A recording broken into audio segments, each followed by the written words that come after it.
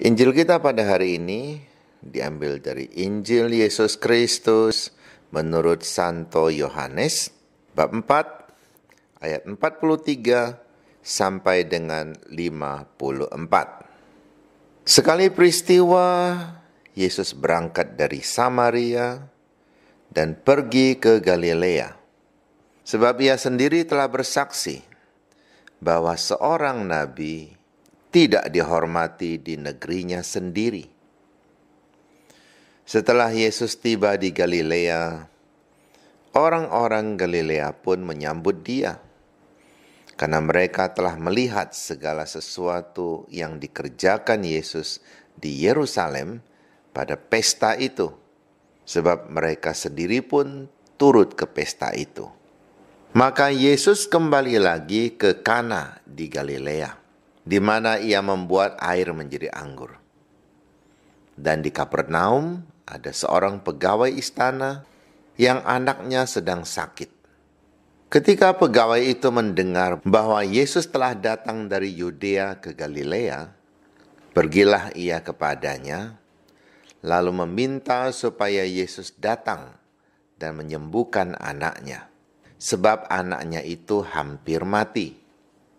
Maka kata Yesus kepadanya, "Jika kamu tidak melihat tanda dan mujizat, kamu tidak percaya."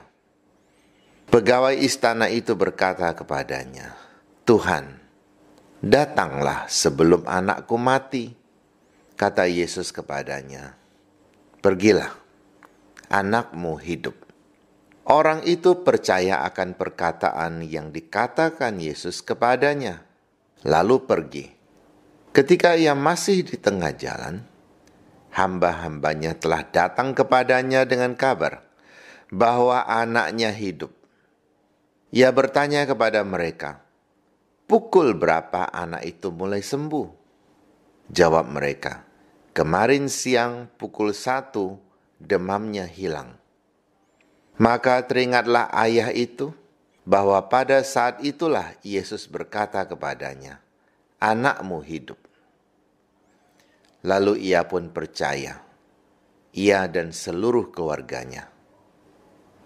Dan itulah tanda kedua yang dibuat Yesus ketika ia pulang dari Yudea ke Galilea. Demikianlah Injil Tuhan. Akhir-akhir ini warga dunia berfokus kepada satu masalah besar, yaitu munculnya virus corona yang cepat sekali menyebar sehingga jumlah korban bertambah hari demi hari dengan cepat. Memang tidak sedikit orang disembuhkan, tetapi korban yang tewas karena virus itu juga banyak dan jumlahnya sangat menggetarkan jiwa. Maka tidak heran banyak orang hidup dalam kepanikan. Saking paniknya, mereka berpikir besok mungkin tidak ada makanan lagi. Maka orang-orang berduit memborong makanan, obat-obatan. Barang yang semula cukup menjadi kurang. Karena barang sudah berkurang, kebutuhan tetap tinggi, maka harga dinaikkan. Dalam kekalutan seperti itu, ternyata masih banyak tangan yang tega berbuat nista. Ho, kata Ibid GAD. Ya, tidak sedikit pedagang yang menaikkan harga supaya mendapatkan untung sebanyak-banyaknya. Tidak sedikit pula orang yang membuat keruh suasana dengan menyebarkan hoax, berita-berita bohong yang semakin membuat orang ketakutan. Bahkan kita mungkin saja sudah terlibat dalam kegiatan seperti itu, yaitu entah sadar atau tidak sadar, sudah menyebarkan berita-berita tentang berapa orang yang sudah meninggal. Itu tidak menghibur dan tidak meneguhkan orang, tetapi membuat orang semakin takut. Tidak sedikit pemuka agama mulai berkomentar, menghakimi orang, menganggap orang-orang yang ketakutan itu kurang beriman kepada Tuhan. Apa sih beriman kepada Tuhan?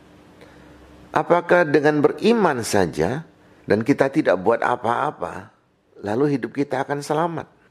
Pemerintah sudah mengupayakan berbagai macam usaha untuk meminimalisir jatuhnya korban. Bahkan banyak keuskupan sudah menghentikan kegiatan ibadah. Semua itu adalah usaha yang menunjukkan bahwa kita tetap beriman kepada Tuhan.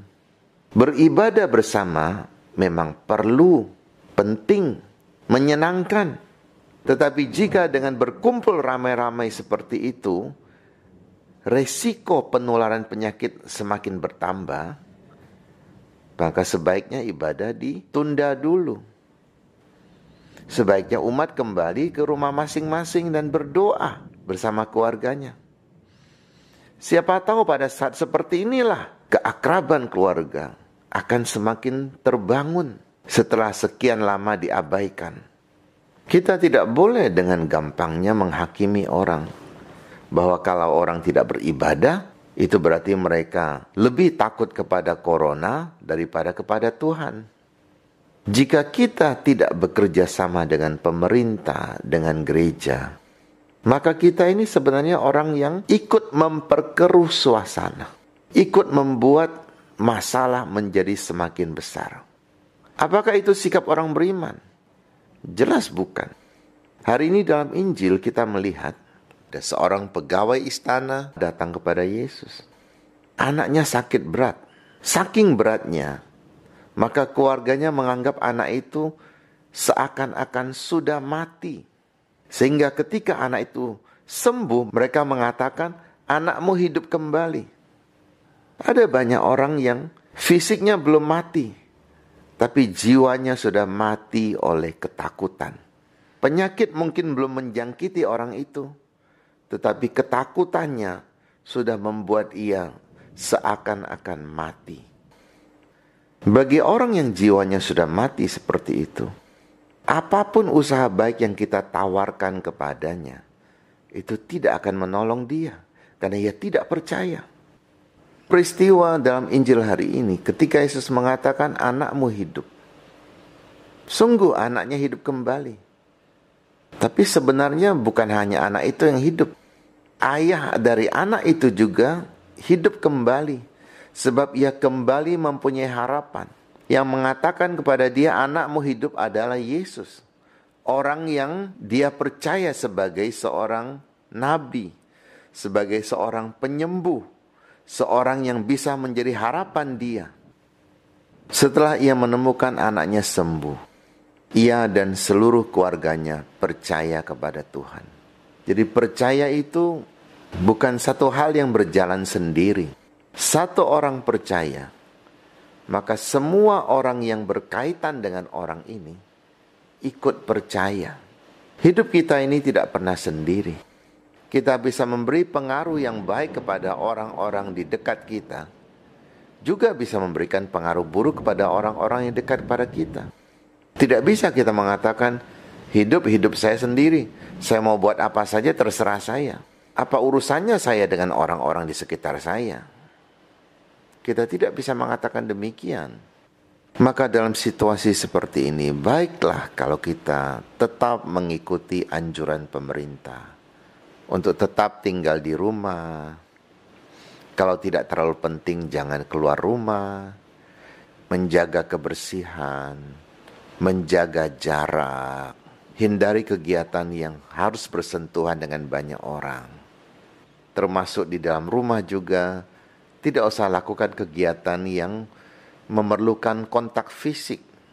Dan lebih-lebih, jagalah mulut kita supaya tidak mengeluarkan pendapat-pendapat yang bersikap negatif, yang tidak membantu, malah semakin memperkeruh suasana. Kalau memang ada orang salah, biarlah Tuhan yang menghakiminya, bukan kita. Kita harus bersyukur bahwa pemerintah sudah memberikan perhatian yang besar. Gereja Kudus juga memberikan perhatian yang besar. Semoga Yesus juga bersabda kepada kita, fisikmu sembuh, jiwamu juga sembuh. Engkau kembali memperoleh hidupmu. Semoga Tuhan membimbing dan membantu kita. Amin.